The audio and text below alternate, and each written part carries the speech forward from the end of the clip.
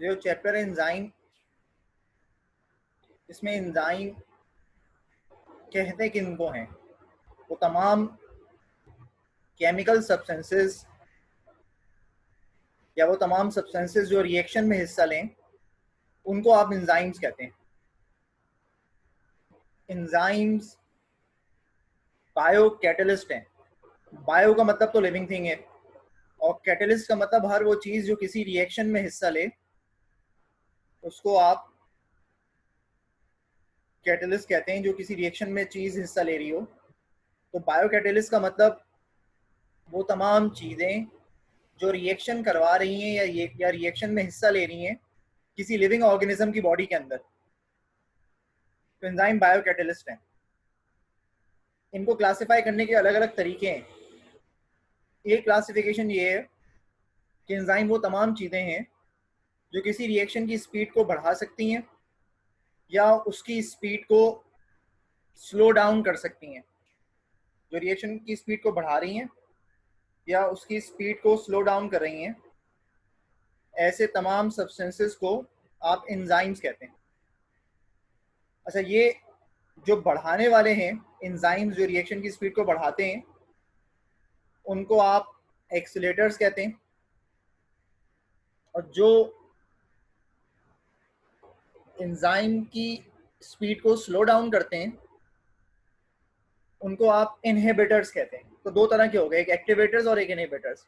जो स्पीड को बढ़ा रहे हैं वो एक्टिवेटर्स हैं, जो स्लो डाउन कर रहे हैं वो इनहिबिटर्स हैं।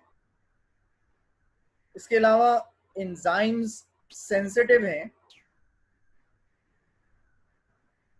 हीट सेंसिटिव होते हैं एंजाइम, मतलब ज़्यादा गर्मी इनको बर्दाश्त नहीं है एंजाइम्स को। इसके अलावा पीएच सेंसिटिव है।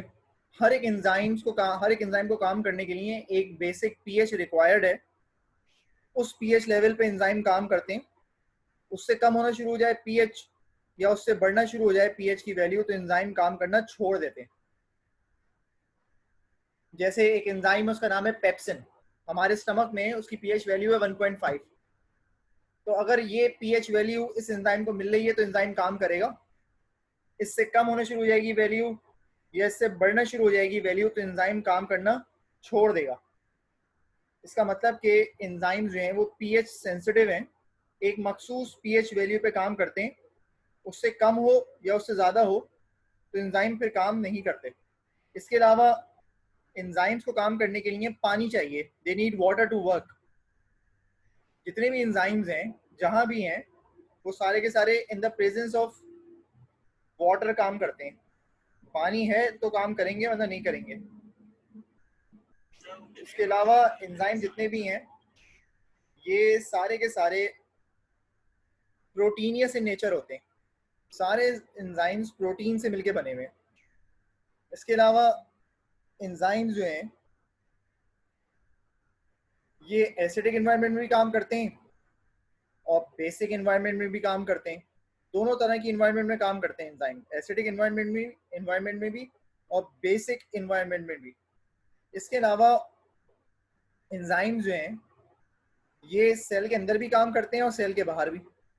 वो एंजाइम जो सेल के अंदर काम कर रहे हैं उनको आप एक्सो एंजाइम कहते हैं, और जो सेल के बाहर काम कर रहे हैं उनको आप, जो बाहर काम कर रहे हैं एक्सो एंजाइम, जो सेल के अंदर काम कर रहे हैं वो एंडो एंजाइम। तो दो तरह के हो गए, एक क्लासिफिकेशन ये भी है, एक्सो और एंडो। इसके अलावा मुख्तलिफ एंजाइम्स को काम करने के लिए आइंस चाहिए या सॉल्ट चाहिए।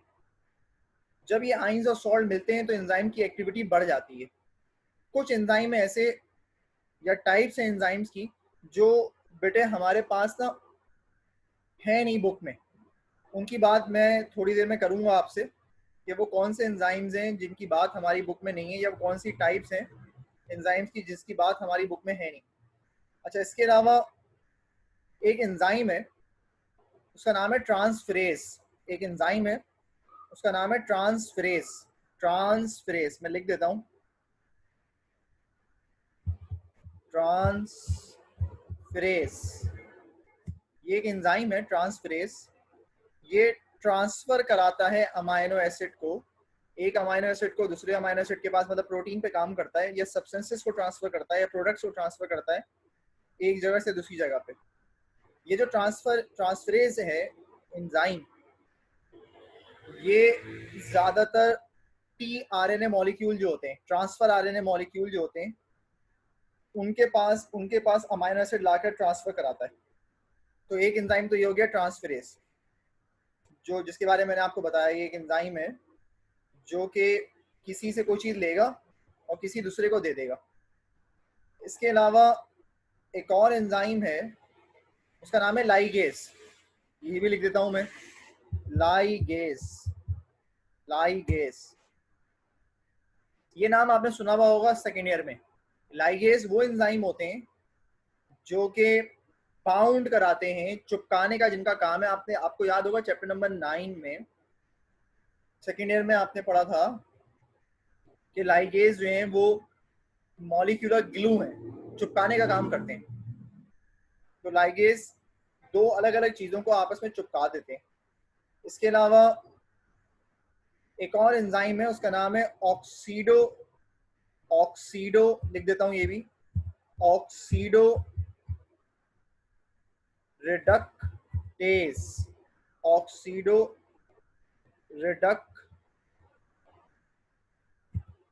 Reductase, oxido reductase. ये जो है बेटे, ये रिएक्शन में हिस्सा लेते हैं और ट्रांसफर कराते हैं इलेक्ट्रॉन्स को। ये ट्रांसफर कराते हैं इलेक्ट्रॉन्स को एक मॉलिक्यूल से किसी दूसरे मॉलिक्यूल में। एक मॉलिक्यूल से इलेक्ट्रॉन लेते हैं और किसी दूसरे मॉलिक्यूल को दे देते हैं। तो ऑक्सीडो रिडक्टेज जो है, ये ऑक्सीडाइजिंग इलेक्ट्रॉन्स जो होते हैं उनको ले लेते हैं। एक सब्सटेंस से ले रहे हैं और किसी दूसरे सब्सटेंस को दे रहे हैं इलेक्ट्रॉन, ऑक्सीडो रिडक्टेज। ये तीसरे एंजाइम थे।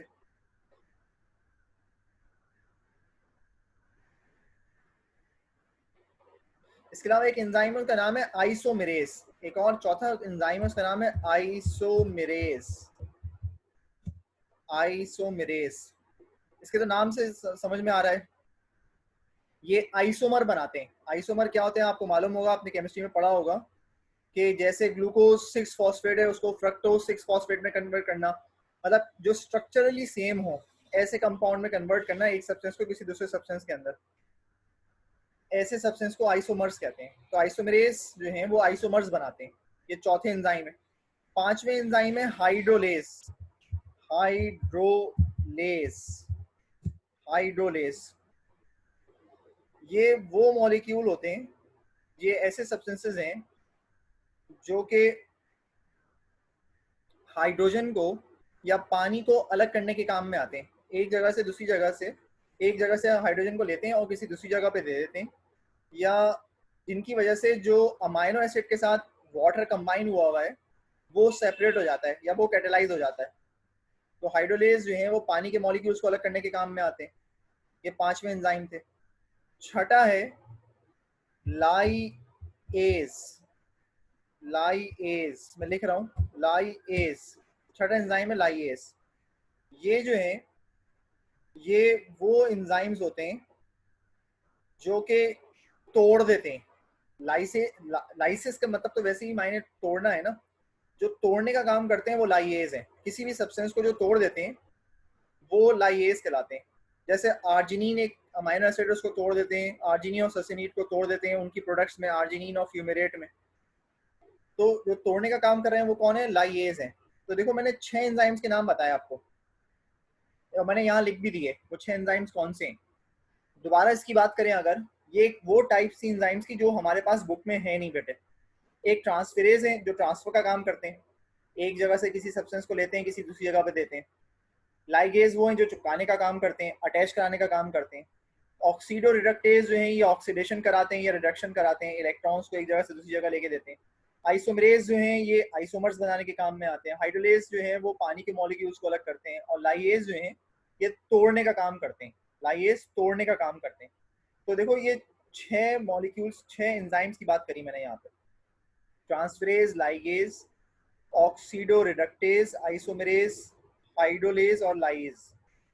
इसके अलावा एंजाइम्स जो हैं इनके जो नॉन प्रोटीनस पार्ट होते हैं, अब दोबारा इस पे आ जाओ जनरल कैरेक्टरिस्टिक पे। एंजाइम्स के जो नॉन प्रोटीनस पार्ट होते हैं इनको कहते हैं प्रोस्थेटिक ग्रुप। एंजाइम्स के जो नॉन प्रोटीनस पार्ट होते हैं इनको कहते हैं प्रोस्थेटिक ग्रुप। मतलब एंजाइम का वो हिस्सा जिसमें प्रोटीन शामिल नहीं है उसको कहते हैं बेटे प्रोस्थेटिक ग्रुप। और ये जो प्रोस्थेटिक ग्रुप्स होते हैं ये दो तरह के होते हैं, ऑर्गेनिक भी होते हैं, इनऑर्गेनिक भी होते हैं। अब अगर आपको याद हो ऑर्गेनिक और इनऑर्गेनिक का डिफरेंस क्या है, ऑर्गेनिक वो होते हैं जो कि जिसमें कार्बन है, इनऑर्गेनिक वो होते हैं जिसमें कार्बन नहीं है। तो दो तरह के हैं, ऑर्गेनिक और इनऑर्गेनिक प्रोस्थेटिक ग्रुप। और प्रोस्थेटिक ग्रुप इटसेल्फ क्या है, नॉन प्रोटीनस पार्ट है एंजाइम का। अच्छा, इसके अलावा एंजाइम्स हमेशा बहुत कम क्वांटिटी में रिक्वायर्ड होते हैं और एंजाइम होते भी बहुत कम है बॉडी के अंदर। टोटल 10,000 टाइप्स के एंजाइम्स हैं ह्यूमन बॉडी के अंदर, मैमल्स के अंदर। तो एंजाइम्स की क्वांटिटी हमेशा कम होती है। फिर एंजाइम्स पे एक जगह ऐसी होती है जहाँ पे आगे सबस्ट्रेट अटैच होता है एंजाइम के साथ, उस जगह का नाम है एक्टिव साइट। वो जगह जहाँ पे एंजाइम्स के साथ आके कोई सब्सटेंस अटैच होता है उस जगह को कहते हैं एक्टिव साइट। अच्छा, मैंने एक लफ्ज लिया अभी, सबस्ट्रेट। सबस्ट्रेट क्या चीज़ है? सबस्ट्रेट हर उस चीज़ को कहते हैं जो एंजाइम्स जिसको तोड़े, जैसे कार्बोहाइड्रेट, जैसे प्रोटीन, जैसे फैट। ये तमाम चीज़ें क्या हैं? ये तमाम की तमाम चीज़ें सबस्ट्रेट हैं। वो तमाम चीज़ें जिन पे एंजाइम काम करें उनको कहते हैं सबस्ट्रेट। जैसे मैंने एग्जांपल दिया आपको कार्बोहाइड्रेट की, प्रोटीन की, फैट्स की, तमाम चीज़ें क्या थी? सबस्ट्रेट थी। वो तमाम चीज़ें जिनको एंजाइम्स तोड़े प्रोडक्ट्स के अंदर उनको कहते हैं बेटे सबस्ट्रेट। इसके अलावा एंजाइम सेंसिटिव होते हैं रेडिएशन के ऊपर। जहाँ कहीं पे भी रेडिएशन होती है वहाँ एंजाइम काम नहीं करते। अब रेडिएशन के मायने alpha, beta, gamma, X rays, ये अगर मौजूद है कहीं तो एंजाइम काम नहीं करेंगे। एंजाइम रेडिएशन की प्रेजेंस में काम नहीं करते क्योंकि डी नेचर हो जाते हैं। अगर कोई पूछे कि भाई क्यों नहीं करते, तो डी नेचर हो जाते हैं, उनका स्ट्रक्चर डैमेज हो जाता है। और सेम बात हीट पर भी है, ज़्यादा अगर टेम्परेचर होगा तो भी एंजाइम काम नहीं करेंगे क्योंकि enzymes are made up of protein and protein become denatured at 45 degree Celsius. तो उसका मतलब है अगर ज़्यादा टेम्परेचर होगा तो एंजाइम काम करना छोड़ देंगे क्योंकि वो डीनेचर हो जाएंगे। इसके अलावा अगर हम बात करें एंजाइम्स की स्ट्रक्चर की या फर्दर टाइप्स की, तो बेटे देखो एंजाइम्स दो तरह से हैं जो हमारी बुक में बात है, ये क्लासिफिकेशन बुक में है। एक सिंपल एंजाइम होते हैं और एक हॉलो एंजाइम होते हैं। हॉलो एंजाइम्स को कॉन्जुगेटेड एंजाइम्स भी कहते हैं। सिंपल एंजाइम्स जो हैं उसमें सिर्फ प्रोटीन होता है, वो सिर्फ और सिर्फ 100% प्रोटीन से मिलकर बनते हैं। और जो हॉलो एंजाइम्स या कॉन्जुगेटेड एंजाइम्स हैं ये प्रोटीन और प्रोटीन के अलावा किसी और सब्सटेंस से मिलकर बने होते हैं। अब सिंपल एंजाइम तो फर्दर डिवाइडेड नहीं है किसी चीज में, लेकिन जो हॉलो एंजाइम्स हैं ये फर्दर डिवाइडेड हैं। हॉलो एंजाइम्स के दो हिस्से हैं, मतलब holoenzymes are made up of two things, one is protein and other is non protein part. The protein part is called apoenzyme and the non protein part is called prosthetic group, जिसकी बात मैंने आपसे करी थी। Prosthetic group non proteinous part होते हैं। जो proteins part होता है हॉलो एंजाइम का उसको कहते हैं एपोएंजाइम। अब ये जो प्रोस्थेटिक ग्रुप है ये मैंने ऑलरेडी बता चुका हूँ आपको, ये नॉन प्रोटीनस पार्ट है और ये दो दो चीजों से मिलकर बना है, ऑर्गेनिक और इनऑर्गेनिक सब्सटेंस से। जो इनऑर्गेनिक सब्सटेंसेस हैं वो कोफैक्टर कहलाते हैं, जैसे मैग्नीशियम है, जैसे जैसे कार्बन है, जैसे पोटेशियम है, जैसे मैग्नीज है। ये सब इनऑर्गेनिक हैं और कोफैक्टर कहलाते हैं। और जो ऑर्गेनिक कंपाउंड है ये को एंजाइम कहलाते हैं। ऑर्गेनिक कंपाउंड को एंजाइम कहलाते हैं। ऑर्गेनिक कंपाउंड के एग्जांपल क्या है? NADP, NAD, ATP, FAD, ये सब ऑर्गेनिक सब्सटेंसेस हैं और नॉन प्रोटीनस हैं, तो इनको हम कहते हैं को एंजाइम। ये जो लफ्ज है ना को, CO, को के मायने होते हैं हेल्प करना। को के मायने होते हैं हेल्प करना, हेल्प करने वाले। तो को factor and coenzyme help enzyme to work. वो तमाम चीजें जो हेल्प करें एंजाइम्स की काम करने में उनको कहते हैं को, CO को। अब को फैक्टर जो है वो इनऑर्गेनिक है और को एंजाइम जो है वो ऑर्गेनिक है। बेटे ये जो लाइनें ड्रॉ कर रहा है ना जो भी, ये नहीं करो। अच्छा, ये एक टाइप थी हमारे पास बुक में जो अवेलेबल थी एंजाइम्स की। इसके अलावा जो मोड ऑफ एक्शन है एंजाइम का, यानी कि काम करने का तरीका कि एंजाइम काम कैसे करते हैं, तो बेटे मोड ऑफ एक्शन जो है एंजाइम्स के वो दो हमारे पास थ्योरीज हैं एंजाइम्स के काम करने की। एक को कहते हैं लॉक एंड की थ्योरी और एक को कहते हैं इंड्यूस फिट मॉडल। ये दो थ्योरीज हैं, लॉक एंड की थ्योरी और induce fit model. Lock and की थ्योरी दी थी फिस्चर साहब ने 1898 में, और इंड्यूस फिट मॉडल दिया था कोहेलेंट, एक साइंटिस्ट था 1959 में, इन्होंने दिया था। ये दोनों थ्योरीज हैं। अच्छा, ये फिस्चर और कोहेलेंट ने दी। अब इस पे ऑब्जेक्शन है, पूरी दुनिया नहीं मानती इस पे इनकी इन थ्योरीज को जो इन्होंने दी, लॉक एंड की थ्योरी दी और इंड्यूस फिट मॉडल दिया। लेकिन जो भी यहाँ पे बात है वो मैं बात कर लेता हूँ आपसे। एक और नाम मेरे जहन में आ रहा है, फ्रेडरिक। फ्रेडरिक जो थे, फ्रेडरिक साहब ने एंजाइम का नाम दिया था। और कुछ एंजाइम ऐसे होते हैं जो कि आरएनए इन नेचर होते हैं, उनको कहते हैं राइबोजाइम्स। ये इस बात से हटकर बात एक जहन में आई थी और मैंने आपको बता दी फ्रेडरिच और राइबोजाइम के बारे में। अब ये थ्योरी क्या है? की लॉक थ्योरी, नाम समझ में आ रहा होगा। की का मतलब है चाबी, लॉक का मतलब है ताला। ये जो की लॉक थ्योरी है, इसमें जो फिशर साहब हैं, इन्होंने मिसाल देने के लिए ये दो लफ्ज इस्तेमाल किए थे, की लॉक। ये कहते हैं जैसे हर ताले की अपनी चाबी है, वो चाबी उसी ताले में फिट होती है और उसी ताले को ओपन करती है जिस ताले की वो चाबी हो। कोई दूसरी चाबी किसी दूसरे ताले में लग नहीं सकती, या अगर लग भी जाती है तो उसको खोल नहीं सकती। सेम इसी तरह से every enzyme has its own particular substrate to work on it. हर एंजाइम का अपना पर्टिकुलर सबस्ट्रेट होता है, जिस जिस सबस्ट्रेट के साथ वो जाके अटैच होता है और जिस सबस्ट्रेट को वो जाके तोड़ता है। किसी और सबस्ट्रेट के साथ लग नहीं सकता या किसी और सबस्ट्रेट को तोड़ नहीं सकता। ये है की लॉक थ्योरी। तो इसका मतलब है कि सबस्ट्रेट के पास भी मैचिंग की या कॉम्प्लीमेंट्री जगह होती है, जिस कॉम्प्लीमेंट्री जगह के साथ वो अटैच हो सके एंजाइम पे। यानी कि एंजाइम पे भी एक जगह ऐसी होती है जो मैच करती है सबस्ट्रेट की जगह से, जहां से दोनों आके अटैच होते हैं, फिर एंजाइम सबस्ट्रेट को तोड़ देता है। इसको कहते हैं लॉक एंड की थ्योरी। इसके अलावा अगर कोई जगह एक्टिव साइट के अलावा है एंजाइम के ऊपर, तो इस जगह का नाम है, इसको कहते हैं एलोस्टेरिक साइट। कोई भी वो जगह एंजाइम के ऊपर जो अदर देन एक्टिव साइट हो। एक्टिव साइट कौन सी जगह थी? जहां पे एंजाइम अटैच हो रहे थे, जहां पे सबस्ट्रेट अटैच हो रहे थे। लेकिन अगर एक्टिव साइट के अलावा कोई और जगह है एंजाइम पे मौजूद, तो उसको कहते हैं एलोस्टेरिक साइट। ये कैटालाइटिक प्रोसेस में हेल्प करती है जगह। कैटालाइटिक प्रोसेस टूटने को या बनने को कहते हैं चीजों की। इसके अलावा जो इंड्यूस फिट मॉडल है जो कोहेलेंट साहब ने दिया था, इसमें उन्होंने कहा इंड्यूस के मायने होते हैं किसी चीज के अंदर चेंज लेकर आना, और फिट के मायने तो चिपक जाना है। इस थ्योरी के इस थ्योरी में इन्होंने ये कहा कि एंजाइम और सबस्ट्रेट जब दोनों एक दूसरे के पास आ जाते हैं, तो there will be some changes occur in the structure of enzyme. Enzyme के स्ट्रक्चर में चेंजेस लेकर आता है कौन? सबस्ट्रेट। इसका मतलब है कि सबस्ट्रेट कहता है एंजाइम को कि भाई तुम अपने अंदर चेंजेस करो, तो मैं तुम्हारे साथ आके अटैच होऊंगा, तो फिर रिएक्शन पॉसिबल है। फिर एंजाइम उसकी बात मान लेता है, एंजाइम अपने एक्टिव साइट के अंदर चेंजेस करता है, और जब ये चेंजेस कर लेता है तो फिर सबस्ट्रेट अटैच हो जाता है उसके साथ। तो वो एंजाइम उस सबस्ट्रेट को इजीली तोड़ पाता है फिर, या तोड़ लेता है, जिसकी वजह से रिएक्शन पॉसिबल है। इसको कहते हैं इंड्यूस फिट मॉडल। तो देखो यहाँ पे बेटे मैंने दो थ्योरीज की बात करी, सिंपल सिंपल बातें। की लॉक थ्योरी में मैंने कहा जैसे हर ताले की अपनी चाबी है, इसी तरह हर एंजाइम का अपना सबस्ट्रेट है। वो सबस्ट्रेट उसी एंजाइम के साथ जाके अटैच होता है, किसी और के साथ अटैच नहीं हो सकता, क्योंकि उसकी एक्टिव साइट कॉम्प्लीमेंट ही नहीं करती, क्योंकि मिलती जुलती नहीं होती चीजें, इसलिए वो अटैच ही नहीं हो पाता, तो वो तोड़ ही नहीं सकता। इसके अलावा एंजाइम्स के पास बाज दफा ऐसी जगहें होती हैं जो एक्टिव साइट के अलावा होती हैं, उन जगहों को कहते हैं एलोस्टेरिक साइट्स।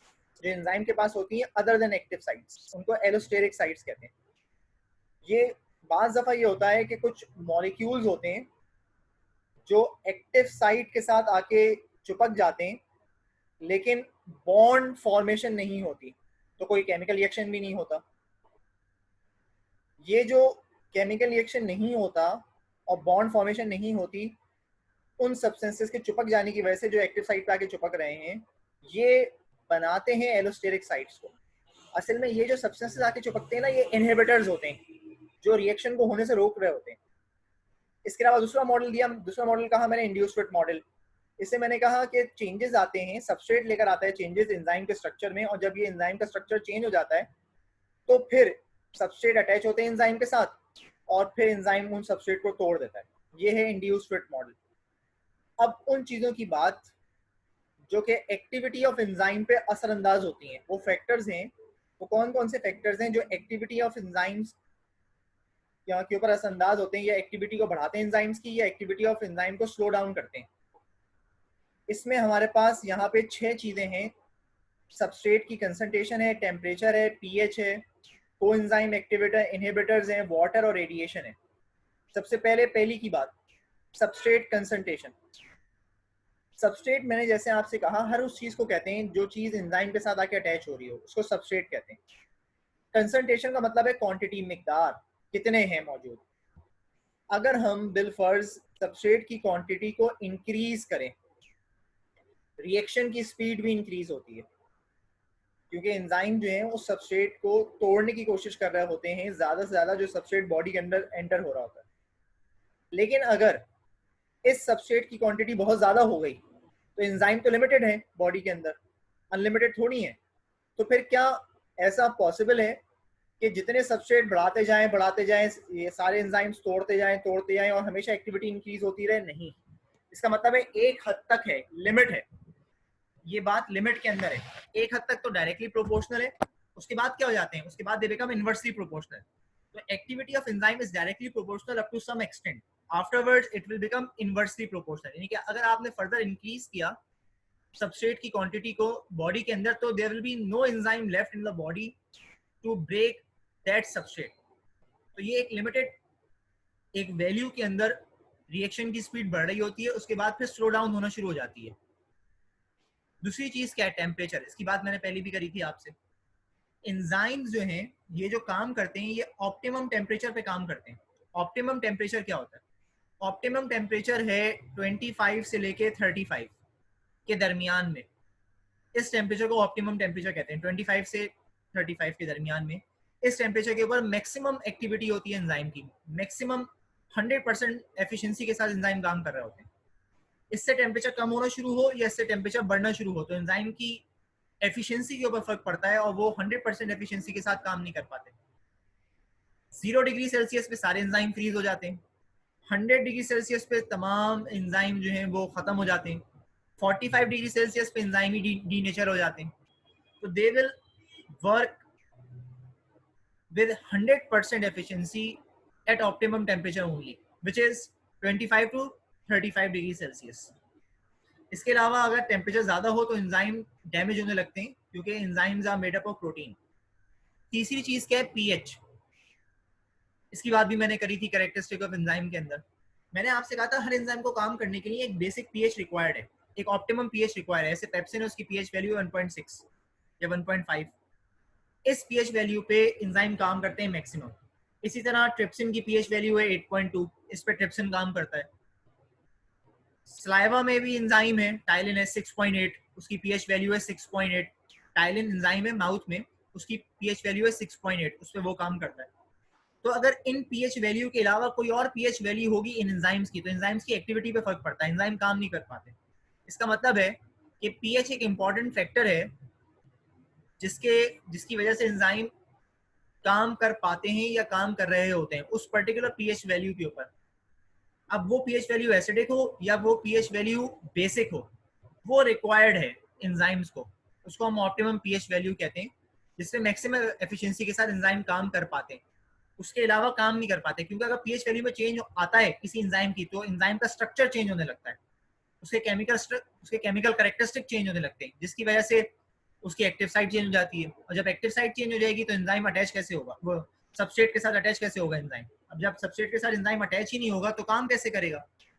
इसके बाद चौथी चीज है कोएंजाइम एक्टिवेटर्स और इनहिबिटर्स। कोएंजाइम्स की बात हमने पहले भी करी थी टाइप्स ऑफ एंजाइम्स में। कोएंजाइम्स वो एंजाइम्स हैं जो ऑर्गेनिक इन नेचर है और नॉन प्रोटीनस है। नॉन प्रोटीनस मतलब प्रोटीन से मिलके नहीं बने हुए, वो हिस्सा है एंजाइम का जो नॉन प्रोटीनस है, प्रोटीन से मिलके नहीं बना हुआ। प्रोस्थेटिक ग्रुप कहते हैं इसको, नॉन प्रोटीनस पार्ट को। और कोएंजाइम्स ऑर्गेनिक है। ऑर्गेनिक का मतलब है कि इसमें कार्बन है। अब कोएंजाइम्स जो हैं ये अगर कोएंजाइम्स जो हैं इनकी एक्टिविटी जो है ये एक्टिविटी में हेल्प करते हैं एंजाइम्स की, जैसे एनएडी है, एफएडी है, ये सारे वो एंजाइम्स हैं जो एंजाइम्स को काम करने के लिए बेहतर माहौल प्रोवाइड करते हैं या उनकी एक्टिविटी करवाते हैं बेहतर तरीके से। एक्टिवेटर्स और इनहिबिटर्स की बात भी मैं आपसे कर चुका हूँ। एक्टिवेटर्स वो हैं जो रिएक्शन की स्पीड को बढ़ाते हैं, जैसे फॉस्फेटेस एक एंजाइम है, इसको हम एक्टिवेटर कहते हैं। इसकी एक्टिविटी को बढ़ाने के लिए एक सब्सटेंस आता है मैग्नीशियम, जो एक्टिवेटर के तौर पे काम करता है। इसी तरीके से जिंक है, जिंक एक एक्टिवेटर है। ये किस एंजाइम की एक्टिविटी को बढ़ाता है? कार्बोनिक एनहाइड्रेस की एक्टिविटी को बढ़ाता है। तो जिंक जो है, तो एक्टिवेटर्स क्या हुए? एक्टिवेटर्स वो तमाम चीजें हुए जो एक्टिविटी ऑफ एंजाइम को बढ़ाएं, जैसे मैग्नीशियम और जिंक। मैग्नीशियम फॉस्फेटेज की एक्टिविटी को बढ़ा रहा है और जिंक जो है वो कार्बोनिक एनहाइड्रेस की एक्टिविटी को बढ़ा रहा है। तो उन तमाम चीजों को एक्टिवेटर्स कहते हैं जो स्पीड को इंक्रीज करें। इनहिबिटर्स इनके उल्टे हैं, अपोजिट हैं। इनहिबिटर्स उन तमाम चीजों को कहते हैं जो कि रोकें। इनहिबिट के मायने होते हैं रोकना, जो एक्टिविटी को कम करें, जो एक्टिविटी को डिक्रीज करें। अब दो तरह के इनहिबिटर हैं, कॉम्पिटिटिव और नॉन कॉम्पिटिटिव। अगर लफ्जी मायने देखो बेटे तो कॉम्पिटिटिव वर्ड निकला है कॉम्पिटिशन से। कॉम्पिटिशन के मायने होते हैं मुकाबला करना, और नॉन कॉम्पिटिटिव वो होते हैं जो मुकाबला नहीं करते। अब कॉम्पिटिटिव इनहिबिटर्स जो हैं, ये वो इनहिबिटर्स होते हैं जो नॉर्मल सबस्ट्रेट की कॉपी बना लेते हैं। ये मिमिक्स भी कहलाते हैं। जब भी कोई सबस्ट्रेट बॉडी में दाखिल होता है तो ये इसकी कॉपी कर लेते हैं, और कॉपी करने के बाद ये कहाँ जाते हैं? एंजाइम्स के पास जाते हैं, और एंजाइम्स की एक्टिव साइट पे जाके अटैच हो जाते हैं। तो जब ये एंजाइम्स की एक्टिव साइट पे जाके अटैच हो जाते हैं तो एक्टिव साइट तो ब्लॉक हो जाती है। ये इनहिबिटर्स हैं, ये बॉन्ड फॉर्म नहीं कर रहे, तो रिएक्शन भी नहीं होगा। तो जब एक्चुअल सबस्ट्रेट आता है तो क्या देखता है कि भाई इसके पास तो एक्टिव साइट अवेलेबल ही नहीं है, इसके साथ तो कोई और अटैच हुआ हुआ है, तो वो कहाँ अटैच होगा? तो जब वो अटैच ही नहीं होता तो क्या होगा? रिएक्शन ही नहीं होगा, यानी कि प्रोडक्ट ही नहीं बनेगी। इनका अटैचमेंट रिवर्सिबल होता है, इसको कंट्रोल कर सकते हैं आप। अगर आप कंसंट्रेशन सबस्ट्रेट की बहुत ज़्यादा बढ़ा दें तो इस तरह से आपको कोई ना कोई एंजाइम की खाली जगह मिल जाएगी जहाँ पे अटैच हो सके सबस्ट्रेट। अगर बहुत सारे सबस्ट्रेट एक साथ आ जाएंगे तो ये इतने सारे जो है ना, ये इनहिबिटर्स होते नहीं है, तो ये बहुत सारे जो एक्टिव साइट्स होती हैं एंजाइम्स की, उनके पास जा नहीं पाते। उनसे पहले सबस्ट्रेट बहुत सारे आ जाते हैं, तो वो कोई ना कोई जाके अटैच हो जाता है एंजाइम की एक्टिव साइट के साथ, जिसकी वजह से रिएक्शन हो पाता है। तो competitive inhibitors are mimics. They copy the actual substrate and attaches on the active site on the enzymes to stop the reaction, and their attachment is reversible. इसके अलावा जो नॉन कॉम्पिटिटिव इनहिबिटर्स होते हैं, ये कुछ स्पेसिफिक तरह के substances होते हैं। ये एंजाइम्स को इनएक्टिव करते हैं, किस तरह से कि उनकी एक्टिव साइट को ही चेंज कर देते हैं, और जब एंजाइम्स की एक्टिव साइट ही चेंज हो जाती है तो इनकी एक्टिविटी भी स्टॉप हो जाती है। ये एक और साइट बनाते हैं, उसको कहते हैं एलोस्टेरिक साइट। बेटे अजान हो जाए, 2 मिनट रुक जाओ।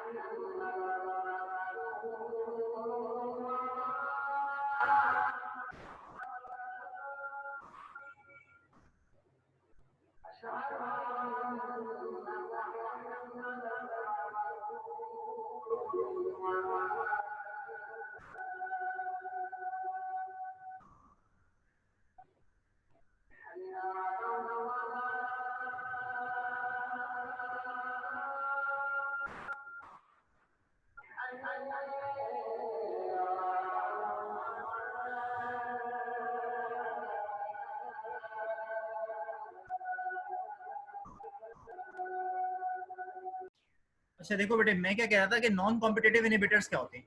नॉन कॉम्पिटिटिव इनहिबिटर्स वो तमाम इनहिबिटर्स होते हैं जो एंजाइम्स की एक्टिव साइट को ही चेंज कर देते हैं। नॉन कॉम्पिटिटिव इनहिबिटर एंजाइम के साथ जाके बाइंड होते हैं और उनकी एक्टिव साइट को चेंज करा देते हैं। तो जब एक्टिव साइट चेंज हो जाती है तो जो सबस्ट्रेट आता है उसको कोई जगह ही नहीं मिलती कि वो अटैच हो सके एंजाइम के साथ। तो ये इस तरह से काम करते हैं। तो अगर कोई डिफरेंस पूछे कि कॉम्पिटिटिव और नॉन कॉम्पिटिटिव इनहिबिटर का डिफरेंस क्या है, तो कॉम्पिटिटिव इनहिबिटर्स मिमिक्स हैं, कॉपी करते हैं।